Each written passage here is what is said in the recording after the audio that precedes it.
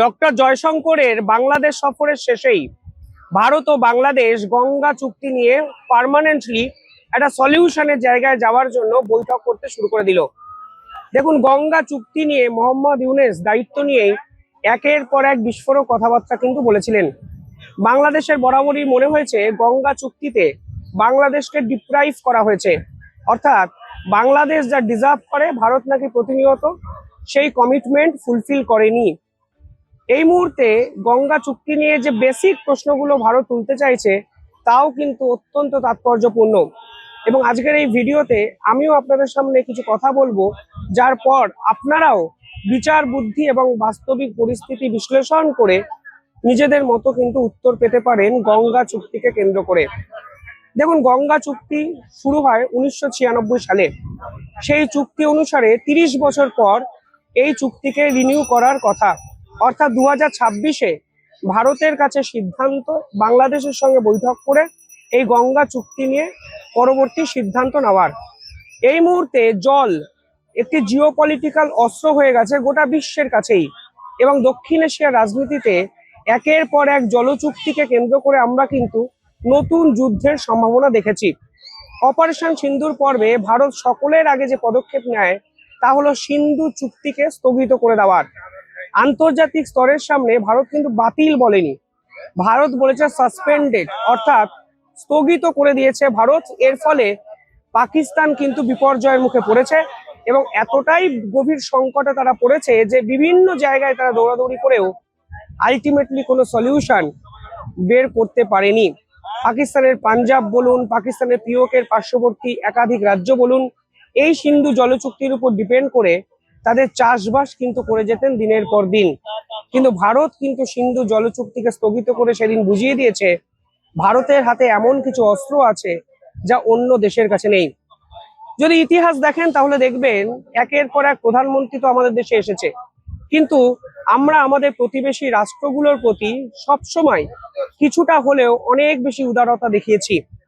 আমার আজকের দিনে দাঁড়িয়ে মনে হয় যে এই যে জলচুক্তিগুলো বিভিন্ন দেশের সঙ্গে ভারত করেছে তার প্রধান ভিত্তি হওয়া উচিত জনসংখ্যা। মানে ধরুন, ভারতের জনসংখ্যা প্রায় 150 কোটি, সেখানে বাংলাদেশের জনসংখ্যা 17 থেকে 18 কোটি। এবার কোন দেশ কতটা জল পাবে, কোন দেশের কতটা জল প্রয়োজন, সেটা তো ডিপেন্ড করবে জনসংখ্যার উপর। সেখানে দাঁড়িয়ে ঠিক কিসের ভিত্তিতে গঙ্গা চুক্তির যে ডিভিশনটা 50-50 করা উচিত, সেটাই আমি বোধগম্য হয় না। যাই হোক, যদি আপনারা সিন্ধু জলচুক্তির পরবর্তী পর্ব দেখেন তাহলে দেখবেন দক্ষিণ এশিয়ার সব থেকে গুরুত্বপূর্ণ চুক্তি কিন্তু এই গঙ্গা জলচুক্তি। মোহাম্মদ ইউনূসের পক্ষ থেকে পরিষ্কার দাবি করা হয়েছে যে সেই চুক্তি অনুসারে এর আগে ভারত যতটা জল দিত এর থেকে বেশি জল দিতে হবে ভারতকে। এবার 1996 সালের যে চুক্তি হয়েছিল সেই চুক্তির প্রথম দুটো ধাপ বা দুটো ক্লজ আপনারা যদি জানেন, আপনারা শুনলে নিজেরাও হয়তো চমকে যাবেন। গঙ্গা উৎপত্তি হয়েছে গোমুখ গুহা হিমবাহ থেকে, এবং সেটি বাংলার ফারাক্কা ব্যারেজে আসে। ফারাক্কা ব্যারেজ থেকে জল বাংলাদেশের দিকে একটি পথ কিন্তু সঞ্চারিত হয়। যদি ফারাক্কা ব্যারেজে 70,000 কিউসেক জল আসে তাহলে ভারত সেই জলে 40,000 কিউসেক পাবে এবং বাংলাদেশ পাবে 35,000 কিউসেক।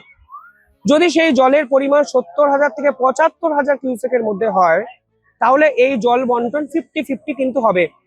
এমার্জেন্সি পিরিয়ডেও চুক্তিতে যা ঘোষণা করা হয়েছে, কোনো অংশে বাংলাদেশকে ডিপ্রাইভ করা হয়েছে কিংবা বঞ্চিত করা হয়েছে এরকম কিন্তু কোনো বিশেষজ্ঞই আজকের দিনে দাঁড়িয়ে বলবে না।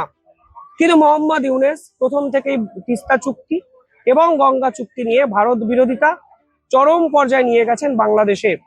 কিন্তু এই বিরোধিতা করতে গিয়ে তিনি যেটা বলেননি বা বোঝেননি তা হলো, এই মুহূর্তে যদি গঙ্গা চুক্তি ভারত পাকিস্তানের মতো স্থগিত করে দেয় তাহলে মিলিয়ন মানুষ বাংলাদেশে মারা যাবে, এবং বাংলাদেশে যে কৃষি কাজ তা কিন্তু অন্ধকারের অন্ধকূপে পৌঁছে যাবে। ফলে সেই প্রেক্ষাপটে দাঁড়িয়ে আজকের দিনে গঙ্গা চুক্তিকে রিনিউ করা ভারতের কাছে যতটা ইম্পর্টেন্ট তার থেকে কয়েক গুণ বেশি ইম্পর্টেন্ট কিন্তু বাংলাদেশের জন্য। আমি বারবার শেষ 6 মাস ধরে বলেছি এই মোহাম্মদ ইউনূস ক্ষমতায় বেশি দিন থাকবেন না, কিন্তু তিনি শেষ 1-1.5 বছরে এমন কিছু ড্যামেজ করে দিয়ে চলে যাবে, সেই ড্যামেজের ফলে বাংলাদেশের রাজনৈতিক পরিসরে এক ক্যান্সারের জন্ম হবে, যে ক্যান্সার কোনোদিন সারবে না, কিন্তু সেই ক্যান্সারের ক্ষত যুগের পর যুগ কিন্তু থেকে যাবে। ফলে আজকের দিনে দাঁড়িয়ে ভারত এবং বাংলাদেশের এই গঙ্গা রিভার ট্রিটিকে নিয়ে নতুন করে কথাবার্তা শুরু হয়েছে, যেখানে ভারত স্পষ্ট, আমার মনে হয় আগের যে চুক্তিটি আছে সেই চুক্তি নিয়ে অনেক বেশি অ্যাগ্রেসিভ সিদ্ধান্ত নিতে চলেছে। দ্বিতীয়ত আরো একটা বিষয় এই পুরো চুক্তিকে কেন্দ্র করে আমার মনে হচ্ছে, জানুয়ারি মাসের প্রথম সপ্তাহে ভারত এবং বাংলাদেশ এই চুক্তি নিয়ে কথাবার্তা শুরু করলেও ফেব্রুয়ারির আগে আমার মনে হয় না কেউই কোনো পার্মানেন্ট সলিউশনে যাবে। অন্তত ভারতের দৃষ্টিকোণ থেকে একটা জিনিস স্পষ্ট হয়ে গেছে যে ভারত এই মোহাম্মদ ইউনূসের সরকারের সঙ্গে কাজ করতে আগ্রহী নয়। ভারতের বিদেশমন্ত্রী ডক্টর জয়শঙ্কর কালকেও নির্বাচন নিয়ে কড়া বার্তা দিয়েছেন। নির্বাচন না হওয়া অবধি আমার অন্তত ব্যক্তিগত স্তরে মনে হচ্ছে এই চুক্তি রিনিউ করার জায়গায় কিন্তু ভারত যাবে না। যদি নির্বাচিত সরকার ভারতের সঙ্গে একই রকম আচরণ করে বা করার মতো প্রবণতা তৈরি করে, তাহলে ভারত কিন্তু অন্তত কড়া কোনো সিদ্ধান্ত নেবে। কিন্তু নির্বাচিত সরকার যদি ভারতের সঙ্গে কাজ করতে চায়, তাহলে ভারতও কিন্তু প্রতিবেশীদের পাশে থাকবে, তা ডক্টর জয়শঙ্কর কালকে আকারে ইঙ্গিতে স্পষ্টভাবে বুঝিয়ে দিয়েছেন। 3 নম্বর যে অবজারভেশনটা আমার ভীষণ মাত্রায় মনে হয়, আমি জানি না আপনারা কিভাবে দেখছেন পুরো বিষয়টি, কিন্তু 150 কোটি একটা দেশের জনসংখ্যা, আর একটা দেশের জনসংখ্যা 17 থেকে 18 কোটি, তাহলে জল যে বন্টন তা 50-50 হবে কিসের জন্য? একটা দেশের প্রয়োজনের উপর ডিপেন্ড করে হবে জল চুক্তি, এটাই তো হওয়া উচিত। অন্তত বাস্তবতা তো সেটা বলে। 1996 সালে যে রাজনীতি, আজকে 2026-এ সে রাজনীতি এক নয়। তাহলে একটা দেশের, যে দেশের জনসংখ্যা অন্য দেশের থেকে প্রায় 10 গুণ বেশি, সেই দেশ বেশি জল পাবে না কেন? এই প্রশ্নও তো প্রাসঙ্গিকভাবে উঠবে, এবং ভারত এই প্রশ্ন কিন্তু এবার তুলতে শুরু করে দিয়েছে। ফলে যত স্মুথলি এই গঙ্গা চুক্তি সই হয়ে যাবে মনে করছে বাংলাদেশ, একদমই সেই জায়গায় বাস্তবে পরিস্থিতি নেই। অন্তত মোহাম্মদ ইউনূসের এই জমানায় যেভাবে সম্পর্ক দ্রুততার সঙ্গে অবনমন হয়েছে, সেই প্রেক্ষাপটে দাঁড়িয়ে কোনো অবস্থাতেই এই গঙ্গা চুক্তি 1 মাসের মধ্যে সই হচ্ছে বলে আমার অন্তত মনে হয় না। যা হবে নির্বাচনের পর, 12ই ফেব্রুয়ারির পর, একটা নির্বাচিত সরকার আসার পর, এবং সব মিলিয়ে ভারত তার লং টার্ম জিও পলিটিক্যাল গোল সাউথ এশিয়ার পলিটিক্সের সাপেক্ষে নির্ধারণ করার পর। ফলে এই কথোপকথন কোথায় গিয়ে শেষ হয় দেখার বিষয়।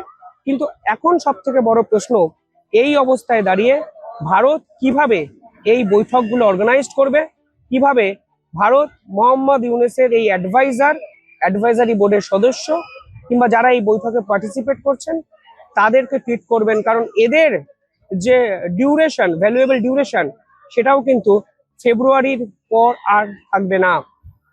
ফলে পুরোটাই একটা ঘোলাটে অবস্থান একটা করছে ভারত বাংলাদেশের এই চুক্তি।